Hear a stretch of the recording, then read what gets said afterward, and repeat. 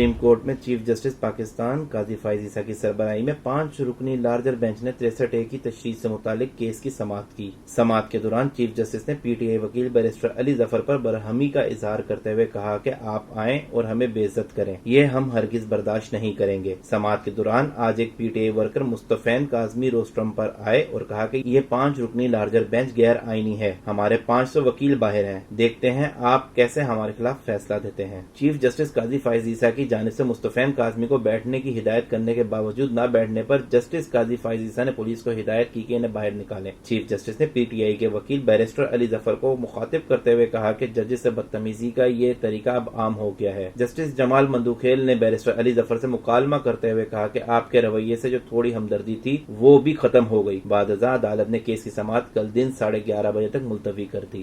امریکی میڈیا کا دعویٰ ہے کہ اسرائیل چند روز میں ایران پر بڑا حملہ کرے گا۔ ایران نے گزشتہ روز اسرائیل پر 190 بیلسٹک میزائل فائر کیے تھے اور اس حوالے سے ایران کی پاسداران انقلاب کا دعویٰ ہے کہ 90% میزائل نے اہداف کو کامیابی سے نشانہ بنایا۔ دوسری جانب اسرائیلی حکام کا کہنا ہے کہ ایران کی جانب سے فائر کیے گئے زیادہ تر میزائلوں کو امریکہ کی مدد سے ناکام بنا دیا۔ کچھ میزائل زمین پر گرے تاہم ان میں بھی کوئی جانی نقصان نہیں ہوا۔ اس حوالے سے امریکی میڈیا کا کہنا ہے کہ اسرائیلی حکام نے بتایا ہے کہ چند روز میں اسرائیل حملہ کرے گا اور ایران کی تیل تنصیبات اور اسٹریٹجک مقامات کو نشانہ بنائے گا، جبکہ ایران کے سپریم لیڈر آیت اللہ خامنائی نے کہا کہ اسرائیل پر اگلا حملہ اس سے بھی کہیں زیادہ تکلیف دہ ہوگا۔ لبنانی مزاحمتی تنظیم حزب اللہ نے اسرائیلی فوج کی لبنان میں داخل ہونے کی پہلی کوشش ناکام بنا دی، جس دوران 2 صہیونی فوجی ہلاک اور 18 زخمی ہوئے۔ عرب میڈیا کے مطابق اسرائیلی فوج نے بدھ کے روز لبنان کی سرحد پر قائم علاقے اڈیسا سے لبنان میں داخل ہونے کی کوشش کی، جس دوران اسرائیلی فوج اور حزب اللہ فائٹرز کی اسپیشل انفینٹری رضوان فورس کے درمیان تصادم ہوا۔ الجزیرہ کے مطابق حزب اللہ فائٹرز نے اسرائیلی فوجیوں کی لبنان میں زمینی راستے سے داخل ہونے کی کوشش ناکام بنا دی اور اس دوران اسرائیلی فوج کو جانی نقصان بھی ہوا۔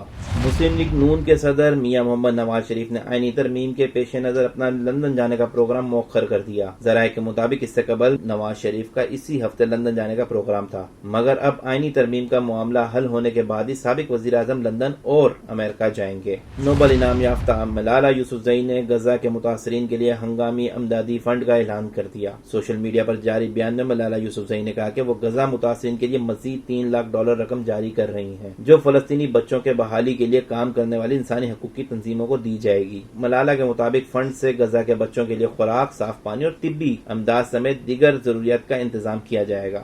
وزیر اعظم کے مشیر برائے سیاسی امور رانا ثناء اللہ نے کہا ہے کہ تحریک انصاف کسی کے وجود کو تسلیم کرنے کو تیار نہیں، لہذا ان کا یہ رویہ ناقابل برداشت ہے۔ رانا ثناء اللہ نے کہا کہ پی ٹی آئی ملک میں انارکی، تشدد اور افراتفری چاہتی ہے، اس لیے پی ٹی آئی کو روکنا آئین، قانون اور جمہوریت کے لیے ضروری ہے۔ انہوں نے کہا کہ پی ٹی آئی نے سیاسی جماعت کے طور پر نہ حکومت میں رویہ اپنایا نہ اپوزیشن میں، کبھی شارٹ مارچ، کبھی لانگ مارچ، کبھی اسلام آباد کا گھیراؤ، کبھی حکومت توڑ دی۔ پی ٹی آئی کا رویہ سیاسی نہیں ہے۔ پاکستان کی block buster film the legend of مولا جٹ کی بھارتی سینما گھروں میں نمائش روک دی گئی۔ بھارتی میڈیا کے مطابق سپر اسٹار فواد خان اور ماہرہ خان کی block buster film the legend of مولا جٹ آج بھارتی پنجاب کے سینما گھروں میں پیش کی جانی تھی، لیکن اب اس کی ریلیز ملتوی کر دی گئی ہے۔ بھارتی میڈیا نے بتایا کہ عدالتی حکم امتناع کے باعث فلم کو روکا گیا ہے۔ ہندو انتہا پسند جماعت مہاشٹرا نونر یمان سینا کے سربراہ راج ٹھاکرے نے ریاست مہاشٹرا کے تھیٹر مالکان کو دھمکی دی تھی اور کہا تھا کہ فلم کو کسی صورت ریاست میں ریلیز ہونے نہیں دیا جائے گا۔